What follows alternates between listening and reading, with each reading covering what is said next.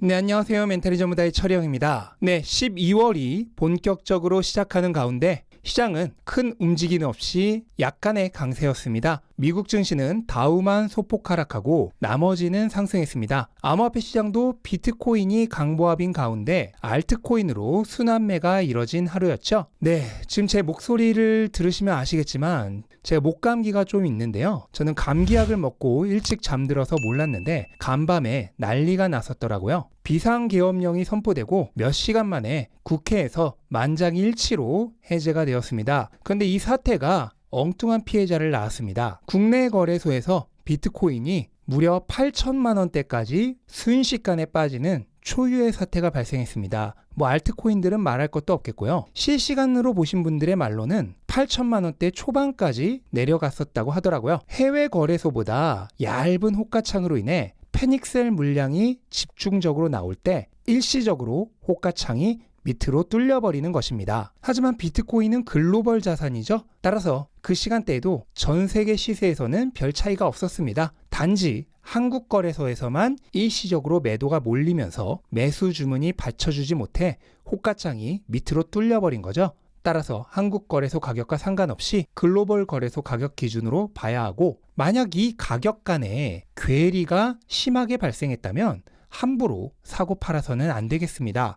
이번 사태로 많은 분들이 느끼신 점이 있으실 거라 생각하는데요. 한국이 아직도 전쟁 국가라는 점, 그리고 언제든지 이거보다 더한 위기 상황도 발생할 수 있다는 점이죠. 그리고 그런 일이 생겼을 때 은행이나 한국 거래소에 있는 내 자산은 실제로는 내 돈이 아니게 될 수 있다는 점도 반드시 생각해 봐야 합니다. 비트코인은 탄생부터가 온전한 자유의 돈을 이념으로 하여 만들어진 최초의 디지털 자산입니다. 제3자의 개입 없이 개인 대 개인이 인터넷상에서 가치를 주고받을 수 있게 된 최초의 네이티브 디지털 에셋이죠. 또한 어느 한 국가에 귀속된 자산이 아닌 전 세계 모든 곳에서 1년 365일 24시간 거래되는 거의 유일한 글로벌 자산입니다. 만약 대한민국에 큰 일이 발생한다면 원화 가치는 휴지 조각이 될 것이고, 원화로 된 자산 역시 가치를 상당 부분 상실할 것입니다.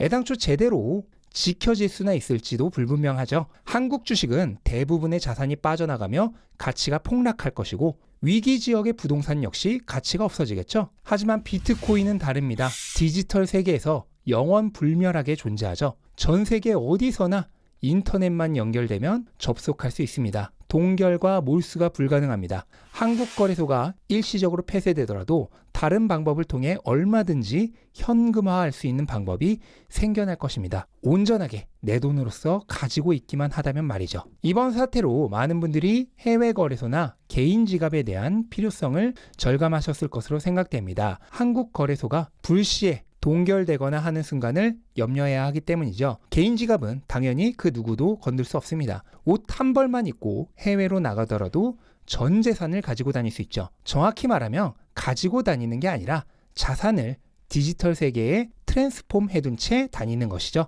해외 거래소도 좋은 대안입니다. 국내 거래소를 동결하더라도 해외 거래소에서 거래하거나 입출금하는 것을 한순간에 막을 수는 없습니다. 국내로부터의 접속을 막는다 하더라도 시간이 걸릴 것이며 대처할 여유가 주어지죠. 그리고 계좌 자체의 동결이 아니기에 일단 어떻게든 접속하는 방법만 찾으면 해결할 수 있습니다. 한 가지 확실한 것은 자산을 너무 국내에, 그것도 원화로 두어서는 안 된다는 것입니다. 미국이 무역 흑자 정책을 강화할수록 강달러는 더욱 진행될 수 있습니다. 그 경우 원화 자산은 계속해서 상대적 가치 상실을 겪게 될 것입니다. 아직은 암호화폐가 과세 대상이 아니라서 이동이 자유롭지만 과세 대상이 된 이후로는 국내로 들여오는 것은 쉬워도 해외나 개인 지갑으로 빼돌리는 것은 어려워질 수 있습니다. 따라서 국내 거래소만 이용해서 거래하시던 분들도 해외 거래소나 개인 지갑으로 분산하여 두시는 것을 추천드립니다. 돈이 필요하면 필요한 만큼만 해외 거래소에서 태도로 바꿔서 국내 거래소로 보내 환전하면 됩니다. 나중에 과세 대상이 되면 국내로 들여오는 건 자유여도 해외로 빼내는 건 자유가 아니게 될 수 있다는 점 잊지 않으셨으면 좋겠습니다. 이번 사건으로 인해서 말이 되지 않는 가격에 패닉셀을 하신 분들도 계실 거라 생각합니다. 안타까운 마음이 가득하지만 이미 지나버린 일은 어쩔 수가 없습니다. 이번 사건을 좋은 경험으로 삼아 수업료를 지불했다고 생각해야 합니다. 비트코인 사이클의 본격적인 불장은 이제부터입니다.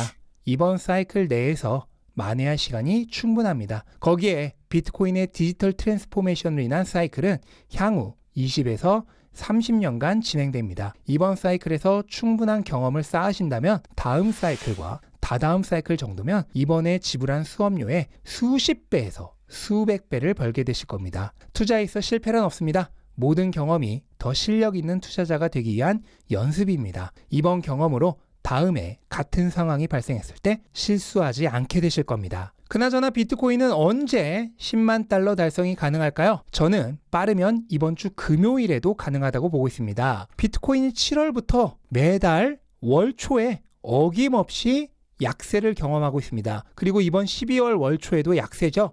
이유가 뭘까요? 바로 고용보고서 때문입니다. 경기 침체 위협이 심화된 이유로 고용보고서에서 실업률이 급증하는 것을 시장이 심각하게 우려하고 있죠. 이런 일이 일어나지 않았다는 것을 확인한 이후에 가격이 상승했던 것입니다. 그게 지금 6달 연속 매번 나오고 있고, 그렇다면 이번 달에도 같은 결과를 기대할 수 있겠죠. 현재 가격은 상방은 10만 달러에 막혀 있는 상황에서 저점은 계속해서 올라오는 상승 삼각형 또는 상승 쐐기형의 형태를 그리고 있습니다. 이 형태는 보통 꼭지점 부근에 가까울수록 상방 돌파 가능성이 높은 형태죠. 그리고 어제도 정확히 이 상승하는 추세선의 지지 영역에서 가격이 지지를 받고 상승한 것을 확인할 수 있습니다. 그렇다면 금요일 고용보고서 발표 전까지 이 상승 추세선을 지지 영역 삼아 95,000달러 위에서 가격을 형성하다가 금요일 고용보고서 확인 후에 그 이전 다른 달들과 마찬가지로 상승하면서 10만 달러를 돌파하지 않을까 생각하고 있습니다. 물론 당연하게도 고용보고서 결과가 시장의 기대치를 만족시켜 줘야겠죠. 현재 시장이 기대하는 실업률은 지난달보다 소폭 상승한 4.2%인데요. 만약 이 정도의 결과가 나온다면 금요일이나 주말 동안 바로 10만 달러를 돌파하기보다는 다음 주 정도에 돌파하지 않을까 생각을 합니다. 반면 기대치보다도 낮은 4.1%가 나와준다면 이때는 금요일 당일이나 주말 동안에라도 충분히 10만 달러 돌파가 가능하지 않을까 생각하고 있습니다. 10만 달러는 하나의 이정표가 될 것입니다. 본격적으로 투자자들이 몰려들면서 포물선 상승장이